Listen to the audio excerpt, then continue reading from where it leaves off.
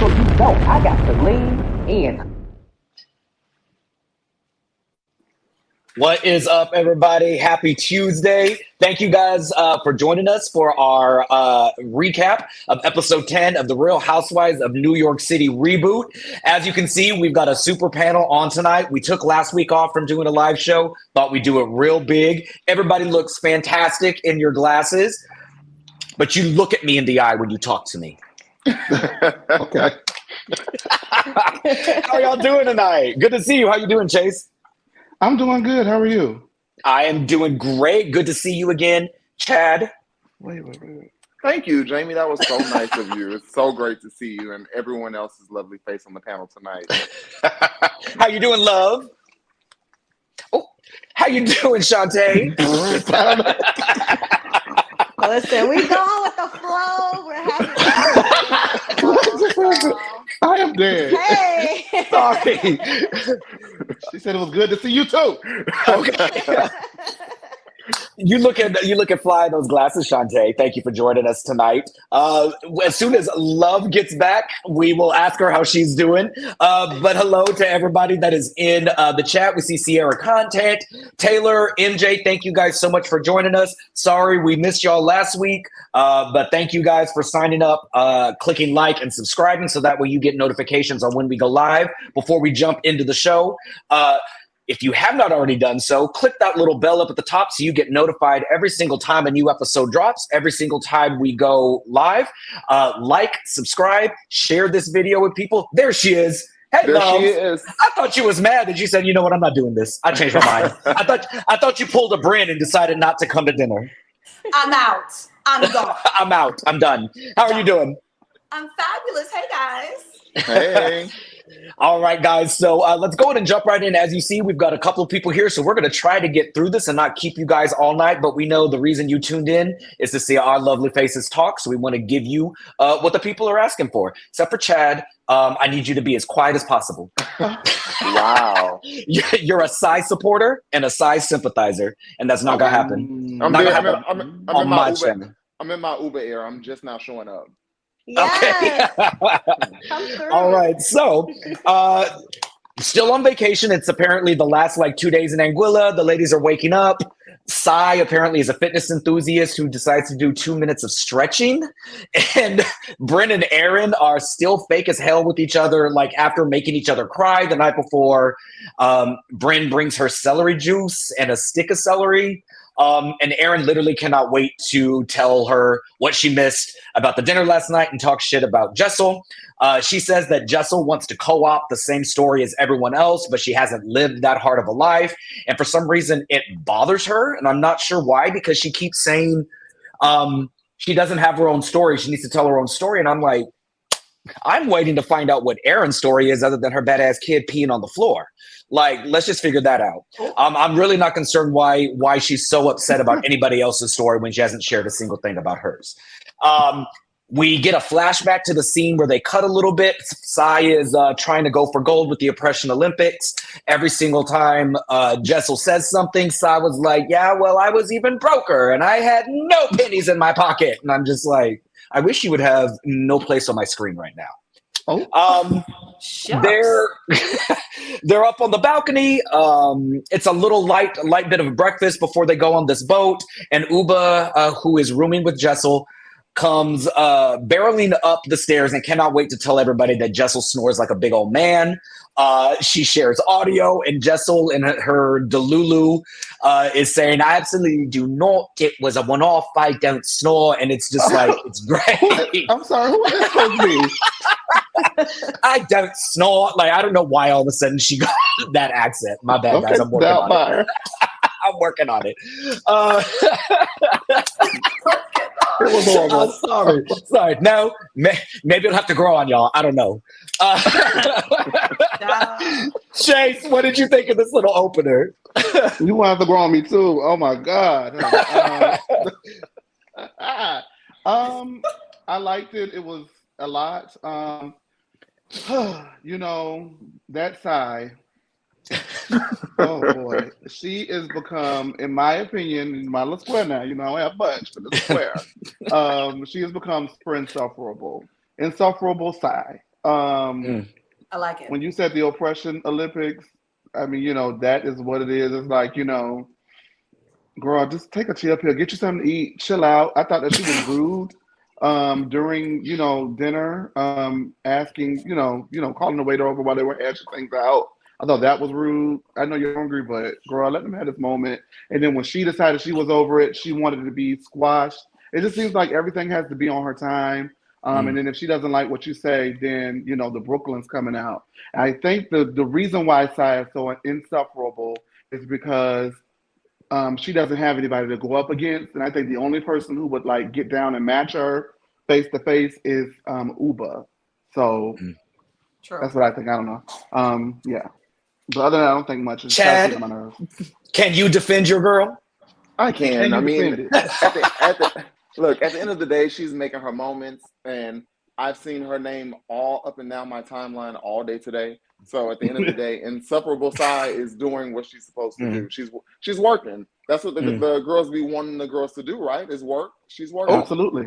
So now wait a minute. Hold on, wait, Chad. Just want to say, just because I feel like she's insufferable, I don't feel like she should not come back next season. I haven't seen a lot of that. Right. So I just wanted to be clear that that she's getting on my nerves, but that's about it.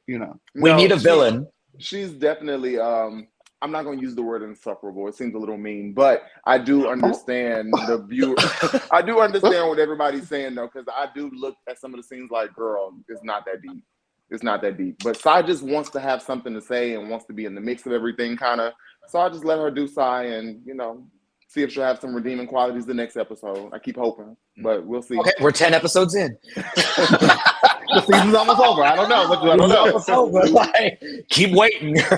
Also, curate a new timeline because it sounds like yours is broke. I am gonna scream. Don't take that from him. Shantae, what did you think of this?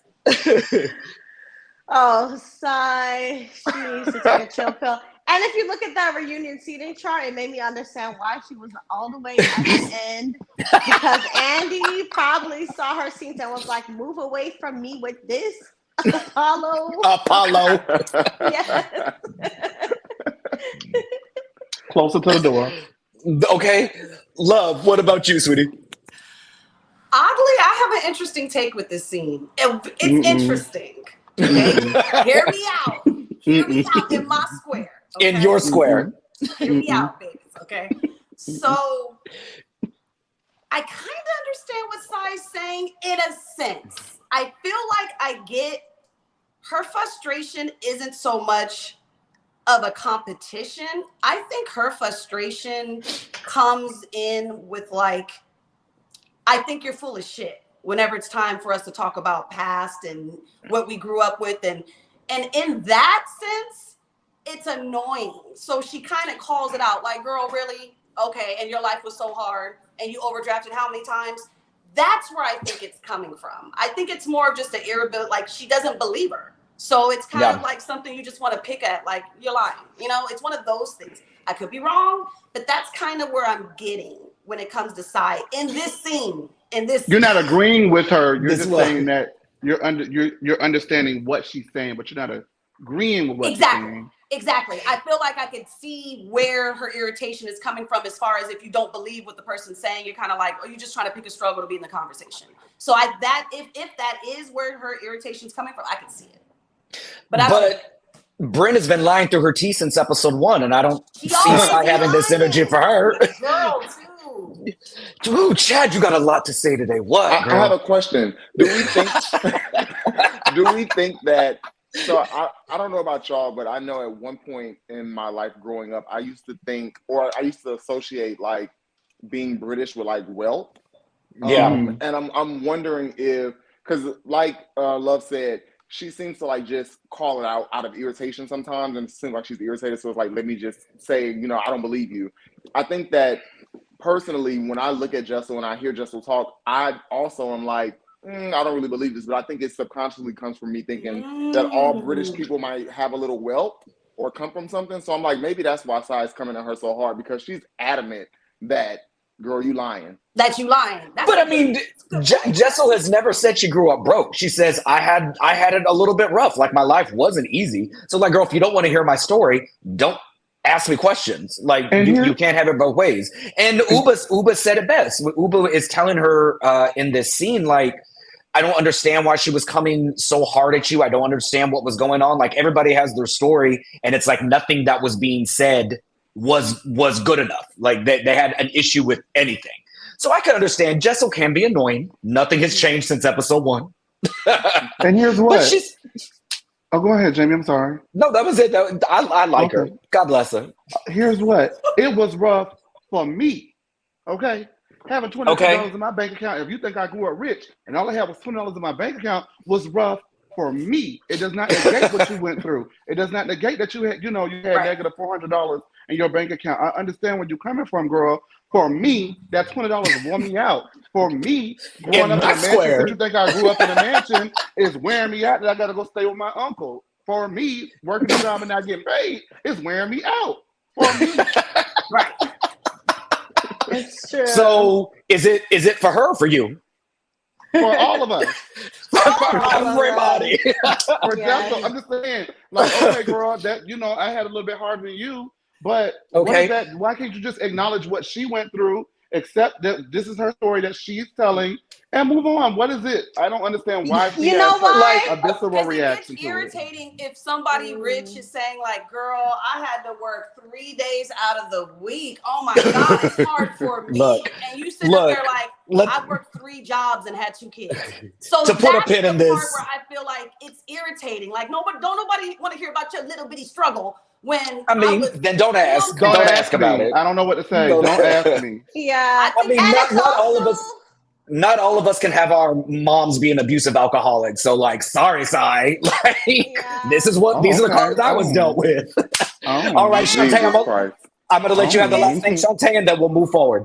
No, it's all of what you're saying, but it's also giving xenophobia too. Because if you're bringing in what they're saying about the accents and her being from a different country, they want her to have some kind of story in their mind, of being privileged or, having some kind of deception in her. All these things are, at the end of the day, stereotypes based on her being from another country, and that's xenophobia. And Which is what she said that. showing Chad was saying, that yeah, they're that could close-minded, subconsciously. yeah.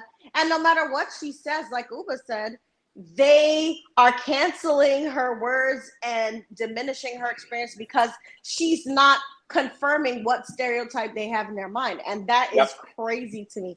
And it's so unfortunate that, like Ubah said, so-called intelligent women are doing this. And yes, Jessica can be long-winded. Like even I was confused when she was talking about her uncle.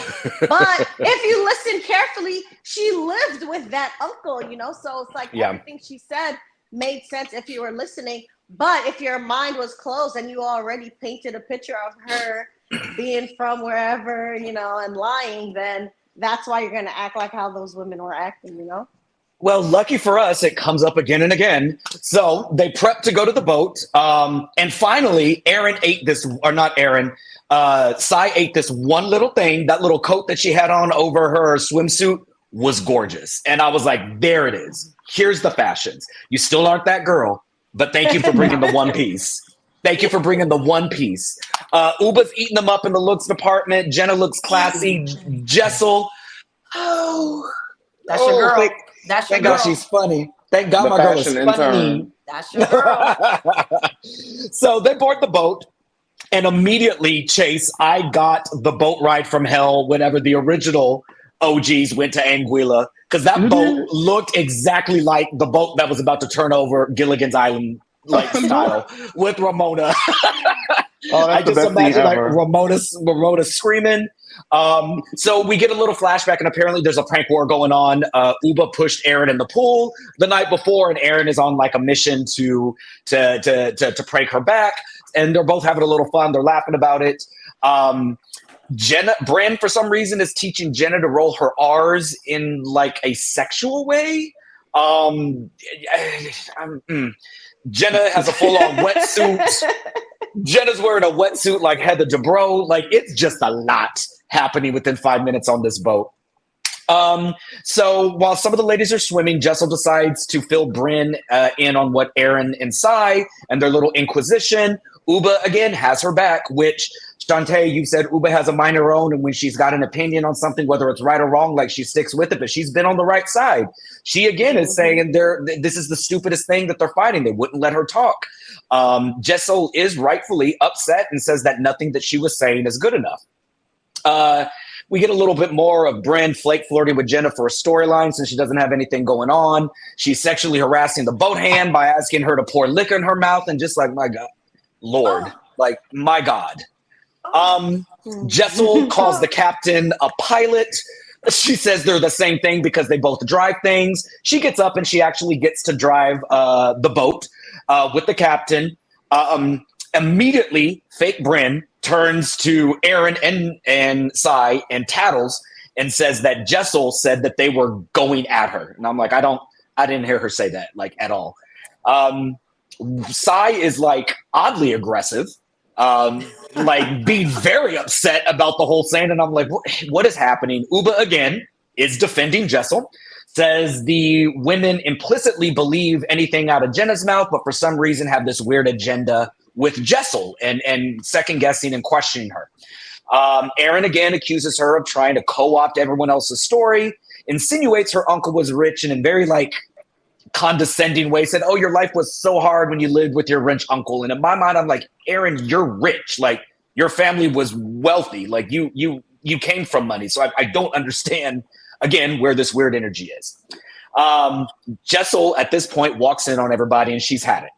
She says Erin is the queen of assumptions and she doesn't have to justify shit to any of them.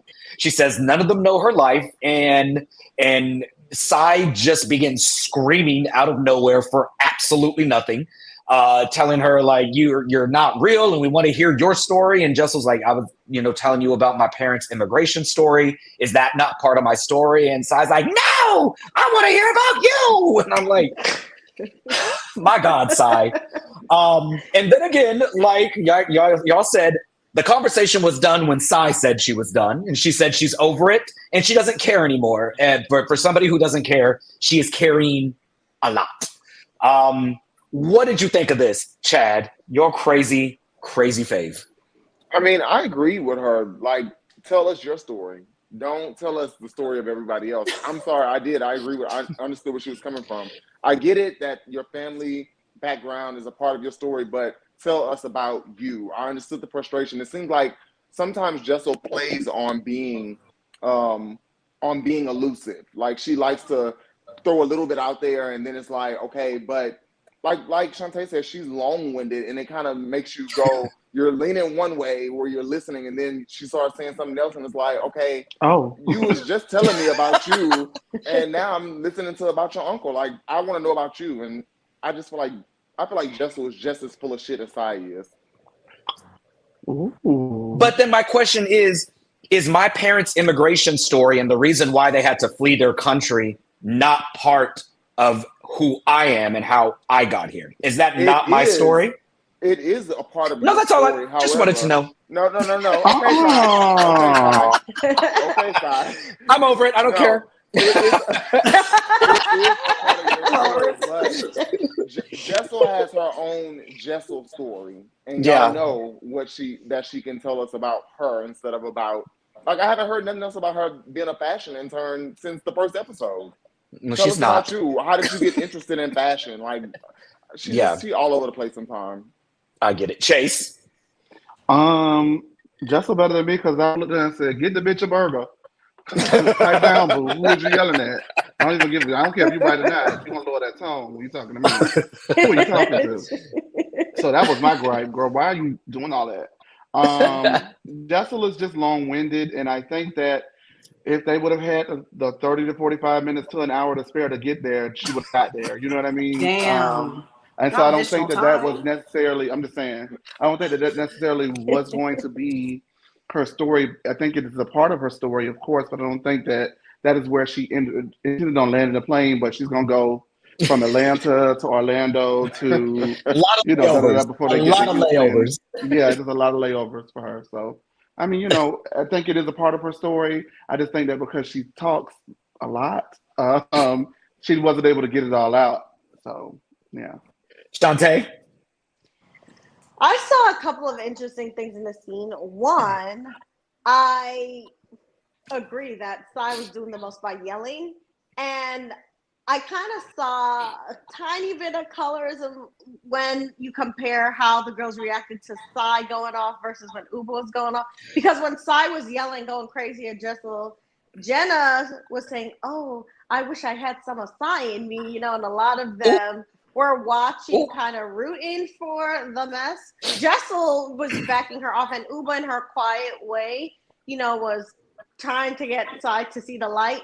But later on, when we see Ubah kind of get into it with Erin, it's I'm scared and this and that. So I caught them admiring Sai for exploding for some reason, or at least Jenna kind of admiring Sai. And of course, Erin and Sai are a total team of like the mean girls. But what also got me was Jessel clearing Sai and kind of roasting her boat a little, saying, "Okay, I just drove your not yacht." And that was funny.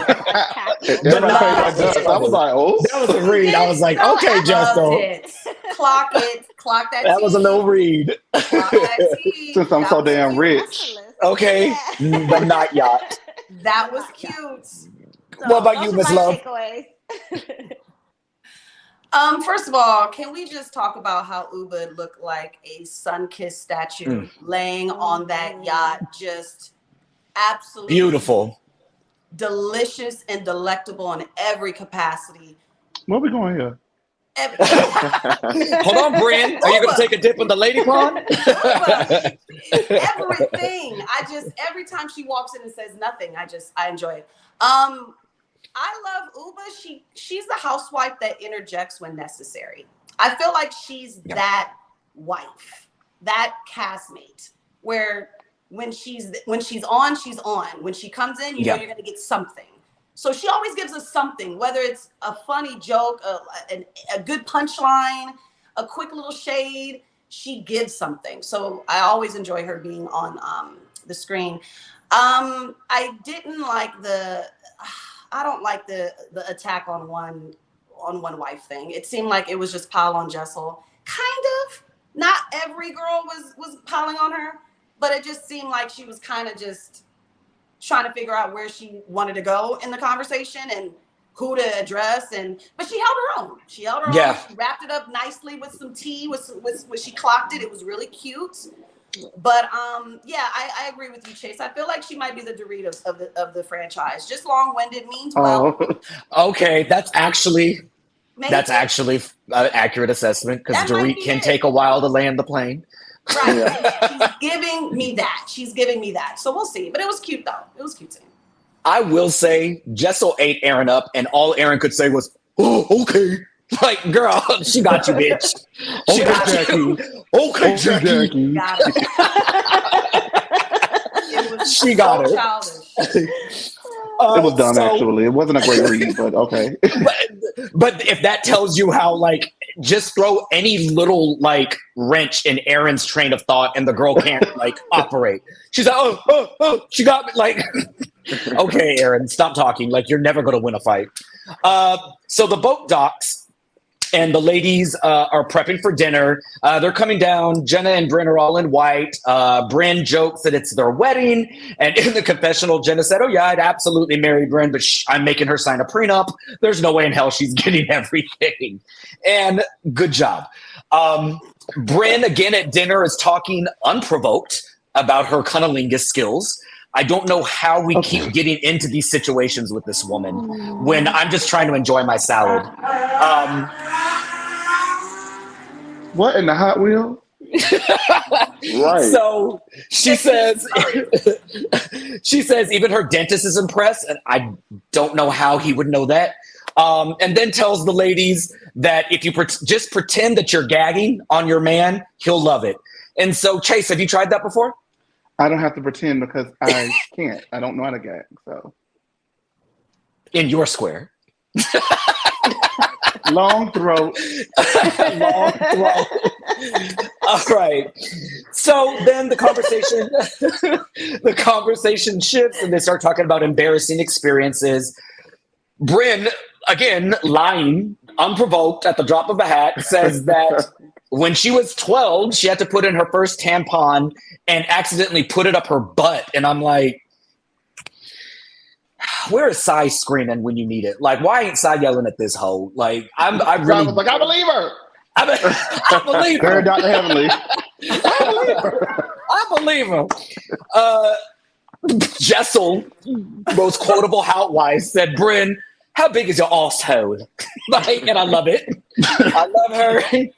Jessel then is now opening up because this is the Jessel that I love. She tells this story how she's on spring break in Cancun and it's like a 2-layered club. There's a grotto upstairs. She runs up. She's so excited to get there. She strips down. She's in her bra and peas. She leans over the pool because she wants to see her friends down below and she slips face first into the pool, cooter up to the moon, bra up around her ankles, of her neck, whatever position she's in, boobies flapping against the glass, and apparently everybody is able to see her in this pool. I'm surprised Sai didn't say, well, at least you had a bra, because I grew up with no bras. At least your bra had wiring. At least your bra had wiring. Mine was made from handkerchiefs. So everyone's laughing and finally not being a bitch. Jenna is at O-Bar. Jenna's walking down some stairs. Someone steps on her coat from behind, sending her skyrocketing down the stairs, slamming into a wall where Rafe Fiennes picks her up. And in my mind, of all the stories that were told on this episode, if anything was a lie, like, why would Rafe? Okay, but sure, it's Jenna Lyons, and like she's the only one that rubs elbows with celebrities. So like, good for her. Sai shits herself because she's a shitty person. I believe her. She looks like the kind of girl that would. No, she does not. Don't say stuff like that about people. Allegedly. Allegedly, no. Oh my God. Ubah has toilet paper stuck to her in a club, and Erin was the most embarrassed in her life on a plane when her kid would not stop crying. I believe her. Sounds like an inconvenienced white woman. I believe her. I believe her. And honestly, flip the story. That would be the worst day of my life, stuck in a plane with a crying child. So thank you, Erin, for that. Jessel's impersonation of Erin saying, oh, my kid won't stop crying. Like, that had me on the floor. My kid will stop crying. Chase, what did you think of this? Erin, it reminded me of like a okay. So I used to work at this call center a while back, right? Years ago. And come on, Jessel, tell this story. No, well, it's not going to be long. I'm going to get there. Stop cutting y'all. Well, can I get in it first? Can I get in the seat? My God, today. Anywho, so anyways, I was working at this call center, and there's always, I don't know if it, for me, it's always been like, you know, I know how I was disciplined growing up, but I'm not sure how disciplined their children, right? So anyways, we're on the phone, me and his mom were talking, and the kid is in the background, I want to play Nintendo! I want to play Nintendo! And the mom was like, I'm on the phone right now. I want to play Nintendo! I want to play Nintendo! I'm on the phone. I want to play Nintendo! And that mom just snapped and said, do you want to go to bed without dinner again tonight? And I was like, oh, shit. Again? Y'all don't beat them because you can't starve them and beat them. Oh my God. She is. How did those two stories line up? But thank you for that, Jay. Because she's embarrassed. That's all it took. Now you're not going to feed the kids. She probably didn't feed those kids. Nothing. Well, if it was Sai's mom, she would have just left to go get drunk somewhere. Oh my God! Wow. Am I on pumped right now? Because like, geez, you say the worst things about people. Oh my God! You are going in on Sai. Look, she deserves it this episode. I'm sorry. But I mean, I don't have any room to talk because I didn't grow up that rough. So apparently, my story doesn't matter. You had $21 in your pocket. I had $22. Chad, what are your thoughts on this? Please don't tell me you were also on the phone with a screaming child. No, the show with one. I think my favorite. Wait, you got me. Okay, Jackie. Okay. For me, my favorite story was definitely Brynn's because it was definitely an unprovoked lie. Well, you know damn well. Exactly. You know damn well where to put that tampon at 12. Stop it. So, One, because like if you needed a tampon, you would be bleeding. Where's the blood coming from? Like Like, come on, I've bro. never had to experience that, but I would just follow the trail. Like She knows. I'm sure she knew where to put it at. So I love that she unprovoked gave us an unprovoked lie yet again. I'm Multiple really times. loving that. I love that her unprovoked lies are very interesting. So it makes it 'Cause for they're an interesting lies. story. Because they're lies. But they're so interesting lies. Like they're not just regular lies. Just for no reason. It's like, why would that be your lie? You know how Amy Poehler was on Mean Girls, and she's like, I'm not a regular mom, I'm a cool mom. Brynn's like, I'm not gonna regular lie, I'm gonna give you a big lie. So, I'm gonna give you a good lie. a good I'm a lie. saucy lie. Love, what did you think of this? I feel like every time Brynn lies, an angel gets its wings. It's to the point where, like, every single, and that's my girl. But like, at this point, I'm like, what's true? Like, I don't know what's true.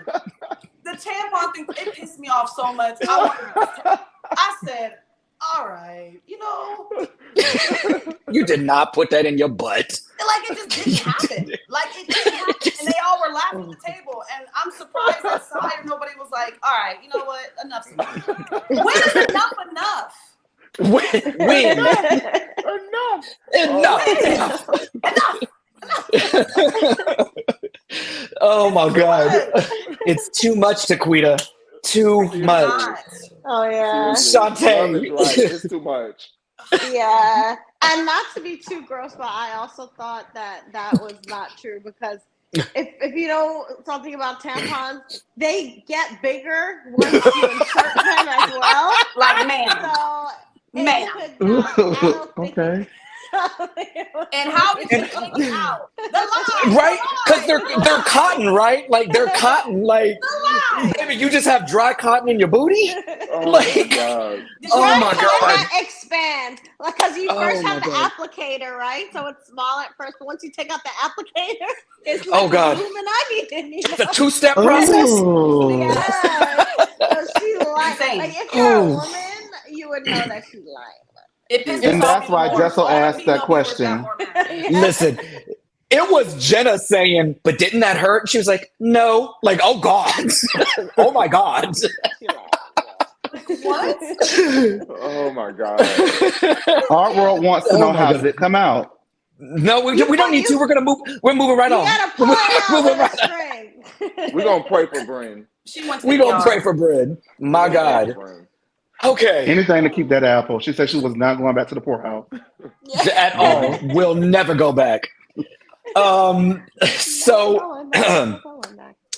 they all go back to the house, and the driver of the Sprinter van that they were on brings Ubah's phone, and Erin grabs it. Ubah left it on the van. So they all go back in, and the girls are having fun. They're all going to get in the pool. Ubah's begging Erin not to toss her in the pool because at this point it's been an entire day, and Ubah's nerves are shot. Like she knows it's coming. She knows Erin's revenge is coming. She's just like, please, I don't know how to swim. Don't throw me in this pool. Don't throw me in this pool. And Erin is like, well, no, it's fine. Like you want to do it now just to get it over with. You can do it tomorrow. You're going to be waiting. Erin tries to push her in the pool, and like a tree, Ubah cannot be moved. Like she's stuck. She's there. Erin's like, nothing. So Erin is like, okay, well, we'll just try this again. And Sai, once again, sticking her nose in other people's business, body checks Ubah, launching her into the pool. And that's it. Erin's not satisfied. She still wants her revenge. So the next morning, we see the aftermath. And apparently Ubah is pissed that Erin took her phone. She said she'd been looking for it all night. She normally checks in with her family when she's traveling, so that way they don't worry about her. We get some flashback scenes of the bolo cam of Ubah running around trying to find the phone. Sai tells her that Erin has it. Ubah's just mad at everybody. She leaves. And Sai then immediately runs to tell Erin that Ubah is mad at her. Erin's choice of words is very odd. She said, I heard Ubah yelling about her phone. And I'm like, again, unless they did not show that, Ubah didn't see Ubah yell. Ubah really didn't raise her voice. Sai agrees that Ubah should be mad because, you don't take someone's phone. She needed it. Erin just doesn't get it. We get a cutscene of Ubah and Jessel also talking about the phone. Jessel agrees that taking someone's phone is pretty shitty, particularly when, they're a single woman and they're traveling. You need to stay in contact with the phone. Jessel says, this is my entire life. Like, you don't take my phone. Ubah, I think she's less concerned about the phone being taken and more about like, my family was expecting me to be checking in with them. They've worried about me traveling before. I have to keep in constant communication with them. So Erin says that Ubah should be thanking her because she actually rescued her phone from the van. She left out the part where she proceeded to hide it from her. But sure, Erin thinks everybody owes her an apology. Everybody owes her a thank you. Everybody owes her, she very much is Jill Zarin. And I will never get that out of my head since Chase said it. She says Ubah needs to calm down and she's being unreasonable. And all I've seen is just Ubah mad that her phone's being taken. So like nothing happening is unreasonable or out of the ordinary. They're at breakfast. Ubah enters the room and, like a petty queen, actively ignores Erin and Sai. She kisses Brynn and leaves the room. Erin's complaining that Ubah is being mean. It just feels very mean. Erin asks Jessel, why is Ubah so mad? And so Jessel immediately shot back, oh, so you don't remember taking her phone? In this dry little accent that I love of Jessel.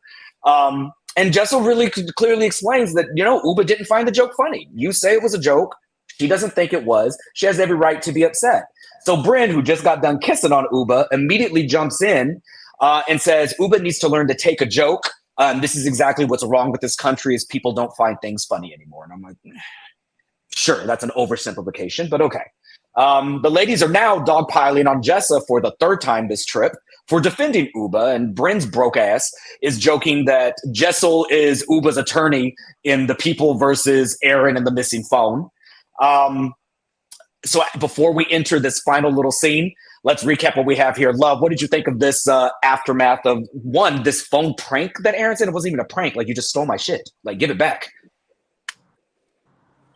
Okay.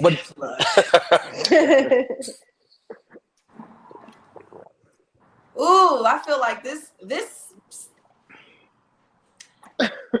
I feel like people are going to have so many different opinions about this because it all depends on how attached people are to their phones.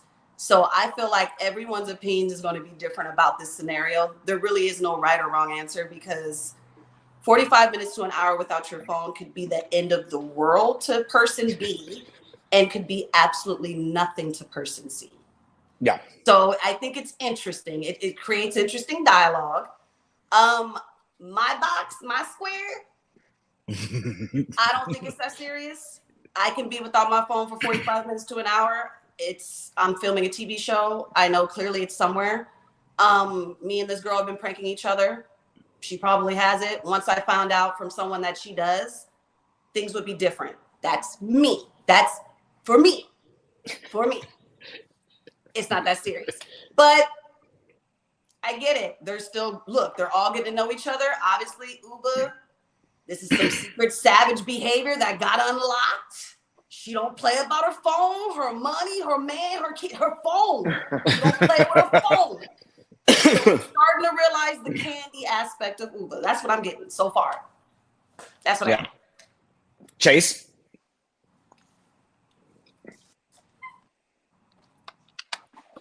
I think you're on mute, baby. Yeah. Just go on. Oh, no, now you're back on. Okay, just go on. I don't know what's been going on. I have my phone on Do Not Disturb, and by God, the only person in the world who can bypass Do Not Disturb is my mom. Like, how?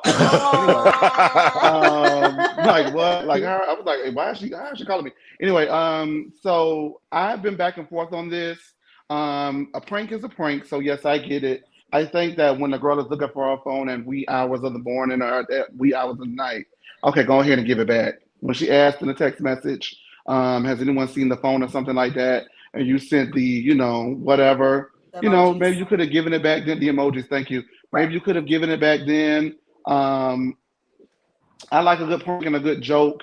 But when a person is like about to like have a complete meltdown, give them their stuff back, apologize, accept that you may have taken it too far for them, because just like you think it's funny, someone else may not think it's funny, and move on. For whatever the reason, I don't see why that couldn't have been done. And I'm sure we'll get to the rest of it. I'll say what I think for the rest of it, but Because I'm I know you somewhere in have between opinions on right the now. rest of it. Yeah, I'm somewhere in I know between you- right now. Yeah. Chad, you look like you have an opinion. I do. For me, so listen, my man likes to do those pranks where he takes my things and like hides them from me. I don't like child. that. Ooh. I don't like that. So I'm completely on Ubah's side. I don't care if it was because she needed her family to call. I don't care if she just wanted to get on Instagram and look at men. I don't care what. Don't take my stuff. Do not take my stuff. You can prank me, push me in the pool, do what you got to do. Do not take my stuff and hide it from me. It is my personal belongings. Do not touch my stuff. Like, I just don't like that. Don't touch other people's things. Like, we can prank, we can play, do all that. Don't touch my stuff and don't hide it from me. Like, that would have really, I would have absolutely been Ubah in that situation. It would have been really, really bad. Like, do not take my stuff. You ate that one little. That's my opinion on that. Don't touch my stuff. And don't call me a dumbass when you're taking it. How about that? That's what How pissed about me that? off. Now that's what All pissed right. me off. Dumbass. Miss Shantae, what about you? I actually do have a line when it comes to pranks because of something that happened to me. I think pranks are fine if it just involves the person that you're pranking and that's it. But once it affects other people, then it goes too far. So in the case of the pushing into the pool, obviously when Ubah pushes Erin in, that just directly affects Erin and that's it, right? But if you're taking somebody's phone, like Ubah said, it affects people's families. They're worried about them, And it happened to me in high school where someone did a prank that hurt other people. Basically, they put this list up of like boys that I like and like boys that I don't like. But like the names were like real names of people in the school, So like it hurt people's feelings. And that's again where I learned the line that I have about pranks where it's like, I'm fine if, like I said, it's me and you, we going back and forth. Because like I said, I have siblings and friends that have pranked each other all day. But once it affects and hurts other people, then that's where I think it goes too far. And obviously, if the person themselves said that you've gone too far, you should understand that, especially Erin, because she just got into it with Brynn about Brynn's joking and how For 4 Brynn episodes. Exactly. For 4 damn episodes. These girls get on my nerves because it's like, how something that's a joke to someone can go too far. And once someone tells you, okay, this is the line, you yourself was in that position. So once Ubah tells you that, why are you acting like you don't understand? It's giving she's willfully obtuse, right? Because she wants to do what she wants to do. But Ubah shows her really fast that you can try with certain people, but if you try with the wrong person, you're going to get what you get. And Here's the thing. Live and learn. Erin, learning. Yes, we get it's a prank. Maybe Erin didn't know what Ubah's boundaries were. I get it. She pushed her in the pool. In my mind, you push me in the pool, I'm going to push you back, or I'm getting water balloons or something. Like, I fight water with water. I'm not like, push me in the pool, I'm going to go dump your shit in the toilet. Like, that's not that's not equal. That's not equal to me. But the thing is, once you know that Ubah is upset, Erin, you think that as a woman in her 40s, you would approach Ubah and say, hey, I did not realize this was a boundary for you. I see you're upset. I'm sorry. That's my bad. 36. I thought it was fun. She looks 40. And I'm 40, and I don't look as old as Erin. She's 36 to be exact. Ooh, that's a rough 36. Just 2 days ago, actually. We don't want to talk about that. She took no accountability for it, but she wants everybody else to take accountability for wronging her. And so what we see now in this next scene is instead of taking accountability and apologizing, now she's gaslighting, and now she's trying to buck up her little chest, her little bird chest, to Ubah, and she messed around and she found out because Ubah's like, I'm already at my breaking point. So rather than trying to come to me woman to woman, you're coming to me on this, think you're about to punk me, and this is what we see. So the ladies are discussing it, and this has to be one of the most delusional things that has ever come out of Erin's mouth. Erin says, Ubah took it a little too far. She took a chance on me not liking the prank when she pushed me in the pool. I could have been mad, but I'm not because I'm super chill. I'm like, No, you're not. is chill in the room with us? Maybe you got a different dictionary. Maybe I need to look at that dictionary. So they're downstairs. Ubah is still actively knowing that she's mad. She's not engaging with Erin. Ubah says in a confessional that, Erin says in a confessional, Ubah is making a point to single her out, and it's kind of scary. I'm scared. She's not talking to me. We get a scene of the ladies getting ready to leave, and Ubah is talking to somebody. I think she's talking to Sai, and she says, well, Erin was here, and Erin off camera then yells, I hear her saying my name. Don't say my name when I'm not in the room. And Ubah's like, I wasn't saying your name. This is what I was saying. I was telling the story. So Erin decides, okay, we're going to buck up. She starts flinging her hand around in Ubah's face, telling her, back and forth, like, don't say my name, don't do this. And that activated Ubah. That's all that we had. We see the finale scene, Ubah getting loud. Erin is kind of not backing down.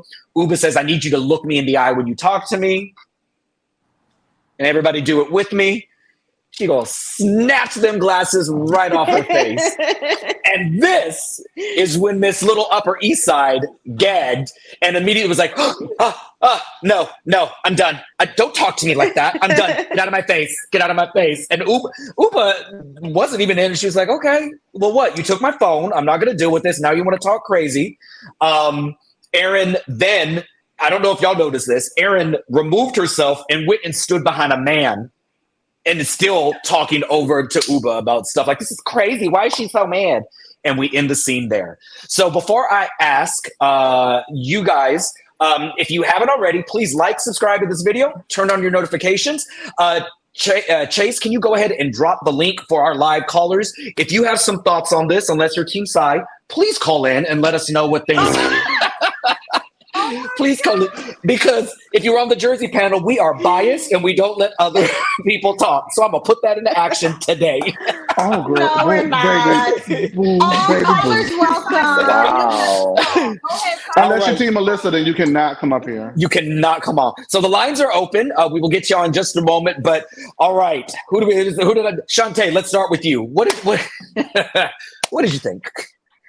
Oh my gosh, Erin irked me to no end in this scene because she was basically dog whistling and saying a lot of things that belie some kind of microaggressions and some racial undertones. Like first when Ubah ignored her, right?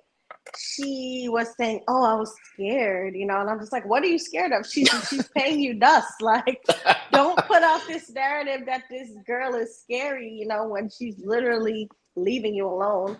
And then once the snatch happened, I don't think I would have personally, snatched something off of somebody. But at the same time, Ubah did not touch Erin, right?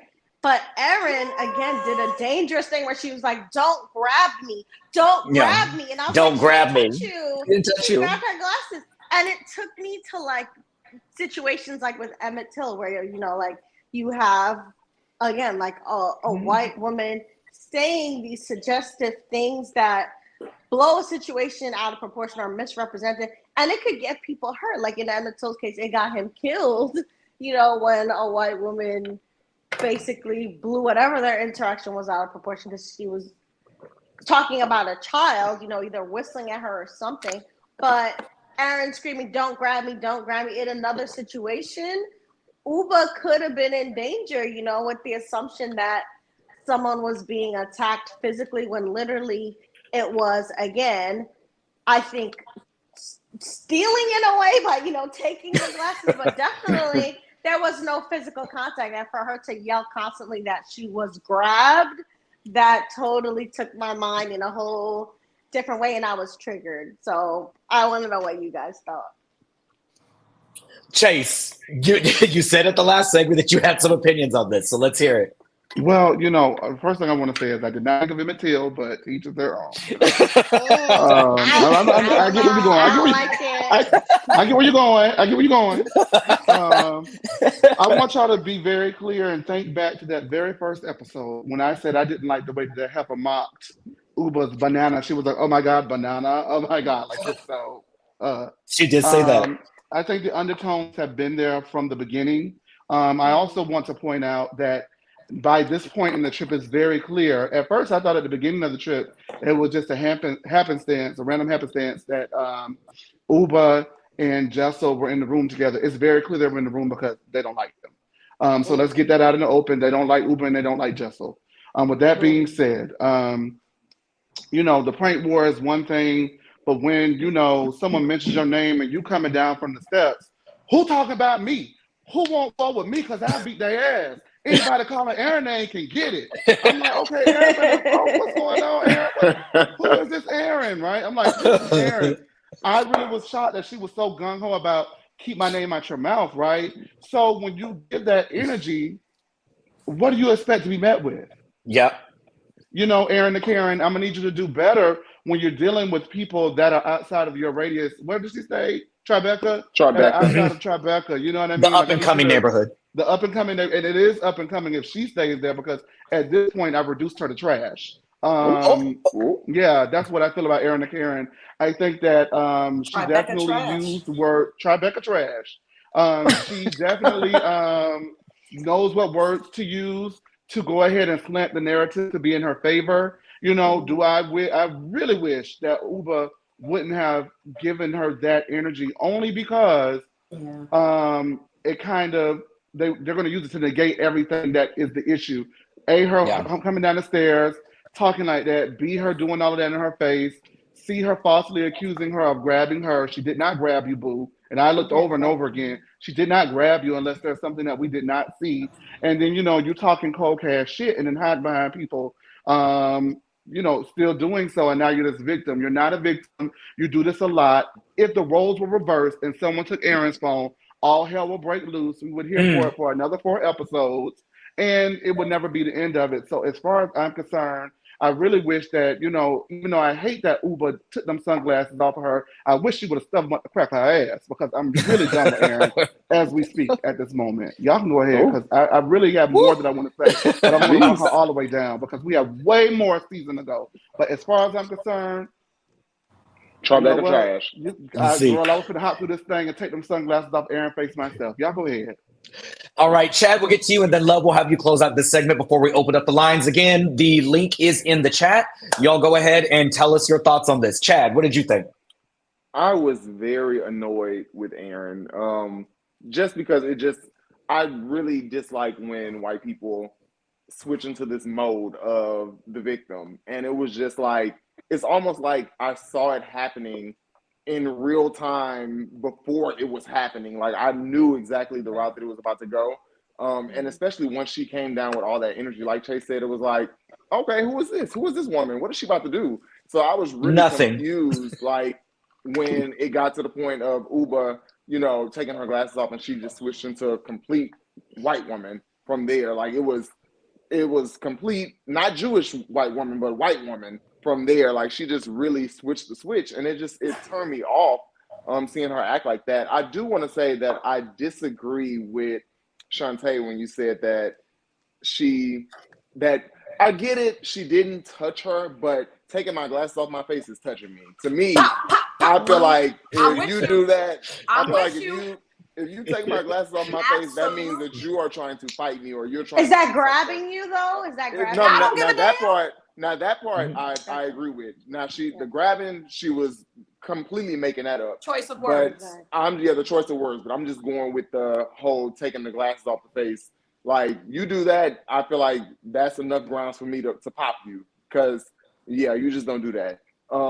But all in all, I do wish, like Chase said, that Ubah didn't go that route. But I understand it. I mean, when it comes to people of color, when it comes to Black people specifically, I understand when you feel so tried to where it's like, you are not going to disrespect me like that. And if you notice, Erin turned it into, you don't get to talk to me like that. Lady, what? Are you serious right now? Like, what do you mean I don't get to talk to you like that? Yes, I do get to talk to you like that because you had all this energy. So I'm going to give it back to you the same way. So that's how I felt about it. Love, I think we know where you stand. I think we know what you're going to say. Ooh, child. Look, I'm going to look at it from both stances because I feel both ways. First of all, I don't like when clear women use certain dog whistle code words, little around the house. Like, I know who you talking to and what you said and why you said that. I'm not stupid. So like Chase has been saying, he's been clocking that tea since episode 1. Yeah. He had a weird feeling up under his bones about this woman. So now it's starting to make more sense. So, ooh, shout out to Chase on that one. That was an early call. Chase did call it. That was an early call. My goodness. You can spot him from a mile away, love. But that was absolutely insane for Ubah. Oh my God, I'm with Chase on this one. I hated the fact that she did that. It's giving, when you give them something to use later, or and Erin will use this later over and over. You know what I'm saying? But in that moment, though, I feel like not anybody, but a majority of us, I would say, would react the same way. Like, oh, you summoned the smoke. Let me clear it for you. Let me clear out some of this smoke that you just asked for because you came in hot. Last time we checked, you were confused and wondering when Ubah was going to talk to you, and she's being so mean. Why is she being so mean? Next thing we know, you like, hey, you say my name again, cuz it's going down, bud. It's like, what? She turned into like a straight crip from like 63rd Street and Watts. I was like, who is this? I thought I missed an episode. It was so mind-blowing. What? So you know what? She asked for it. Look, you don't ask for things you don't want, right? She asked for it, she got it. I agree with Chase. You smack something off my face, you flick something, you flick some dust off my shoulder, you throw a rock at me and it miss.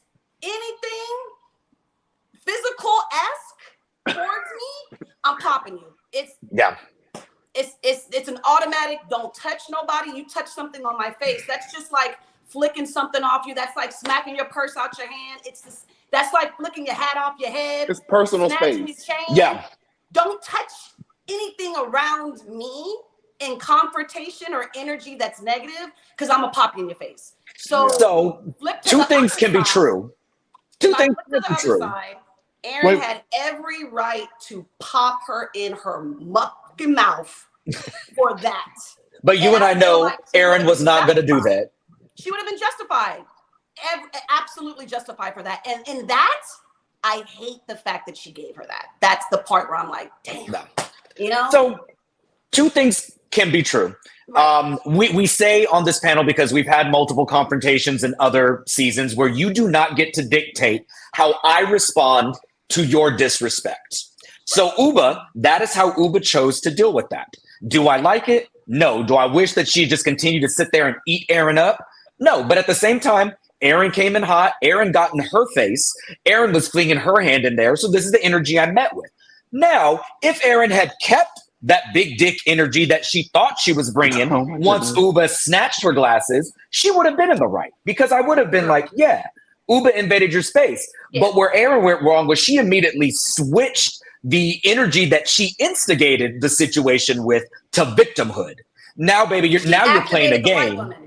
You're playing a game. So now you see what this is, and you wanted to come here. I was trying to explain to you how the situation was. You didn't want to hear it.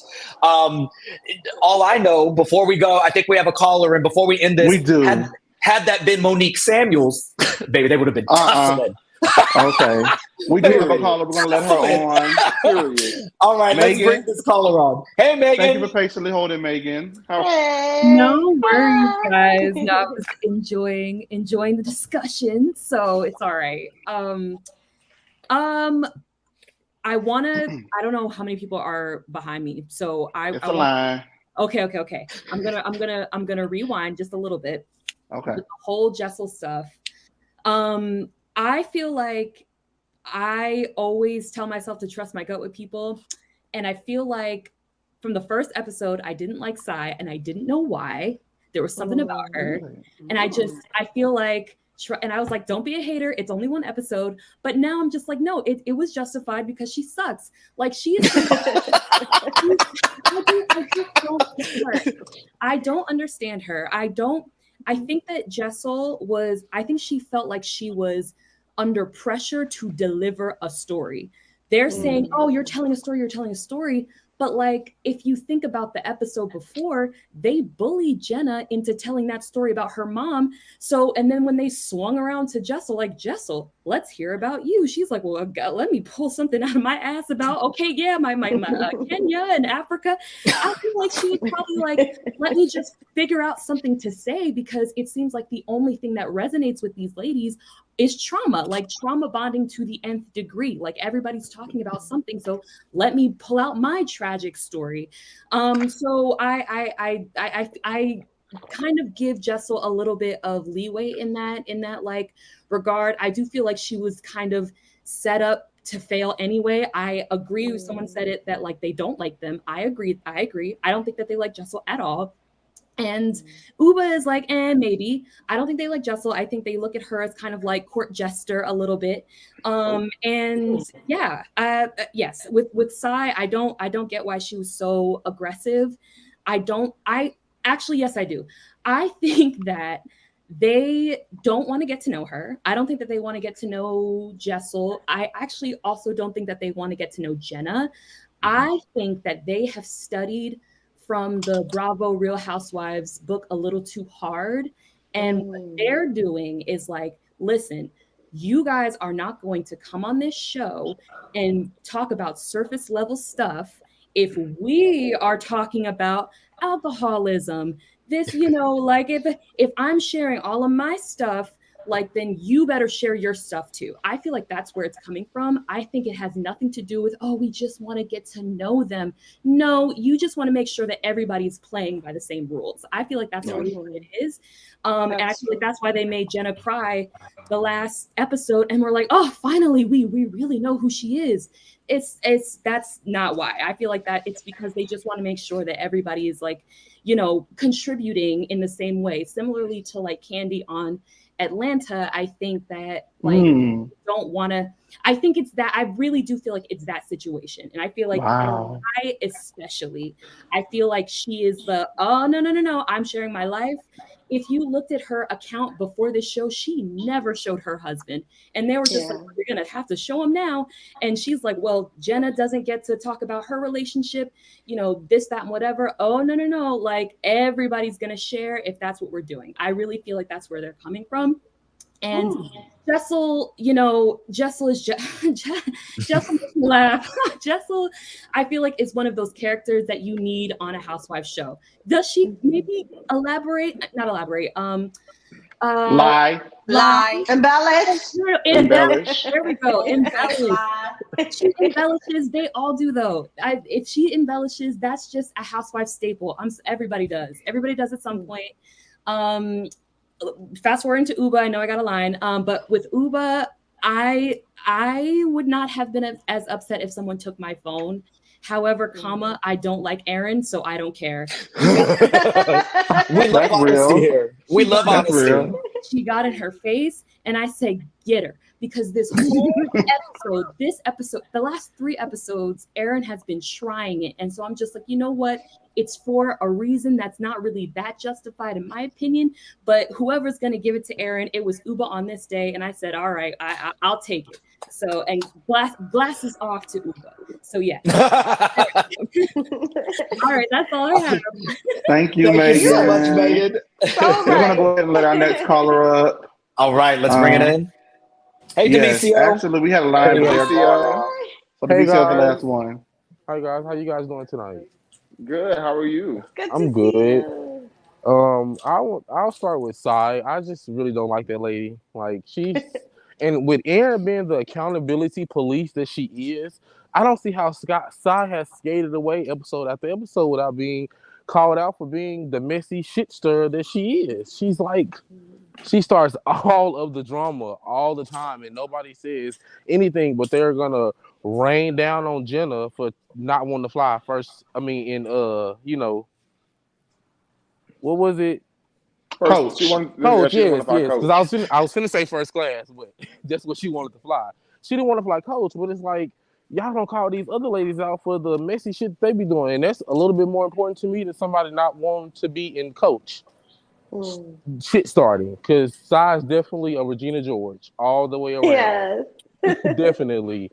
And as far as the Ubah and Erin thing goes, I'm on the fence because it's like at the same time I get it, but don't touch me. You know, the pranking and stuff like that. If we don't really know each other like that, and you see that I'm getting mad, I'm getting angry, I'm getting frustrated, just give me my shit. You know what I'm saying? Because I'm the type of person, and maybe it's because I'm younger, I can't go an hour without my phone. Like if somebody took my phone, it would be a fucking problem. Like what you be doing on that? Hey. Hello, cousin. Oh, I'm sorry. Oh. I'm sorry. Come on. You young whippersnapper, you. Yes, don't touch my phone. Like that type of stuff is like off limits. Like going without my phone, I would be upset. And I don't even have nothing important. I just like to check Instagram, Facebook, you know, that type of stuff. But do not take my phone. I love my phone and I don't got anything going on. I love it. Yes, it's mine. Okay, so like don't mine my phone. for me. We get that, Demisio. Like it's this is my property. I paid the $1,200 for this phone, not you. Thank you. I pay for this horn, so don't nobody need to be touching and putting this horn nowhere but me. But, exactly. But taking the glasses off my face was a little too far because I'm like, love, like really honestly, if we're in a confrontation and you are getting in my face, I'm not even gonna give you a chance to take my glasses off of my face. Hello? So I don't know. Maybe just where I'm from. You know what I'm saying? If you coming up to me like in a threatening way like that, which Ubah was, like, girl, baby, I probably would have hit you first. You know what I'm saying? Too close. Like, you too close. If I can reach out and touch. Keep in mind, Ubah is 6 feet tall. On top of it, exactly. Right. So she way too close already. And I definitely believe in reach out and touch somebody's ass. I love that. I hate you. Bye. Demisio, thank you so much, baby. Bye, guys. That's how you do it. That's how you clear it.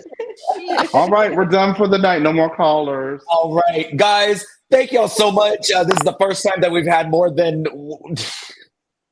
Yes, Chad. I have a message. Oh God! Yes, what? message. Oh no! No, if he's gonna have a prop, Chad. No more. Not a prop. No more. It's not a prop. Please be a prop. No. What's the message? I just want to say really quick. What? This is not to anybody on the panel or any of the callers, but to the people that are in the Bravo, you know, the consumers and the fans who are in the Bravoverse. I want us to really stop with the whole, I want her off this season, I want this person gone next season. I'm saying this, and it's not just because of size. It's really, this is a fresh show. This is their first season. And I think that y'all don't realize that when you tweet this stuff, tweet it over and over, there are people on the executive team that are looking at this stuff. And believe it or not, I think that some of that gets taken into consideration when they do make, you know, their choices and all that. Give these girls a chance. Like, at the end of the day, I get it. We all have our personal, you know, issues, and this, we only see them for a hour edited show. Give them a chance to at least have a second season where everybody is welcome back, and then let's try to make cuts. But from the first season, just stop that. It's irritating. And again, this is to all of the people in the Bravoverse that are watching the lean. Just stop that. Stop putting it online. If you don't want to see it, you know, just don't watch. If you don't want to see Side, turn the channel when she come on. Like, I just don't like that. Y'all don't give these people any type of chance, and then as soon as they leave, 10 seasons later, you're like, oh, I wish we could bring this person She back. was underrated. Shamari. She's an underrated housewife. Shamari every day. It's dumb. So that's all I have to No, I agree, because one, Erin and Sai are a little bit insufferable, but they are needed because they're the ones that are causing conflict. They're the ones that are stirring the pot, that are stirring the drama. We need shit stirrers. Unless you're like 8, 9 seasons in, like Lisa Rinna, then girl, please get off my TV. I Drew need a can break go. from you. Drew can go. Chase, what did he just say? What did he just say? That's how he feels. in his square. In his square. Drew on her third season, so Chase can say that. She on her Thank you. Because I said at the beginning of the episode, I don't like Sai, but I don't think she should go yet. You got to give with a cast, especially a new cast. It really takes 2 to 3 seasons. All brand new cast. Chemistry. Yeah. Their chemistry to get it locked in and going. You know what I mean? So it takes a while for people to. They have never filmed a show before. You know what I mean? So it's gonna take a while. And I think they're doing great. Yeah, that first season. Well, I don't know, because Michael Darby was up there acting a drunk mess. Thank God for Katie. But thank you guys for joining us tonight. All the viewers, thank y'all for sticking with us. We will be live going forward until the end of this season every Monday night at 7:30 p.m. Central Standard Time, 8:30 p.m. Eastern Time. And whatever other times up, Jennifer Mills, I don't know. Tomorrow, Chase, what do we got? Are we filming anything tomorrow? Baby, you tell me. Schedule. No, I want you to start. I want you to start knowing. Wednesday is Salt Lake City. Oh, Wednesday, right? Wednesday is Salt Lake. Loving the hip hop is Tuesday. Thursday is the Lunch and Leans. Or you can just hit subscribe and get notifications, and you'll get real-time updates on when our episodes drop. I love you guys. Thank y'all for joining me. I had a blast. Y'all have a great night. Thank you guys. Like, subscribe. We'll see y'all next week. Bye.